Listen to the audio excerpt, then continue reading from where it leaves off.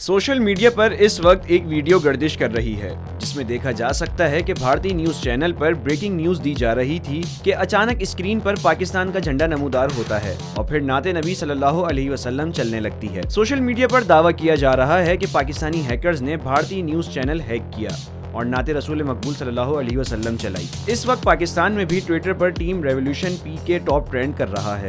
واضح رہے کہ گزشتہ دنوں بی جے پی ترجمان نوپور شرما نے ایک ٹی وی چینل پر اسلام اور پیغمبر اسلام حضرت محمد صلی اللہ علیہ وسلم کی شان اقدس میں گستاخانہ گفتگو کی تھی۔ بعد ازاں نوپور شرما کو 5 جون کو توہین آمیز ریمارکس پر بی جے پی سے معطل کر دیا گیا تھا۔ گستاخانہ بیان پر بھارت اور بیرون ملک غم و غصے کا اظہار کیا گیا، جبکہ عرب ممالک میں بائیکاٹ انڈیا مہم بھی چلائی گئی۔ بھارتی حکمران جماعت بی جے پی کے رہنماؤں کی جانب سے نبی کریم صلی اللہ علیہ وسلم کی شان میں گستاخانہ بیانات کے بعد دنیا بھر سے بھارتی حکومت کی مسلم دشمن پالیسی اور حکمران جماعت کے رہنماؤں کے بیانات پر شدید تنقید کی جا رہی ہے۔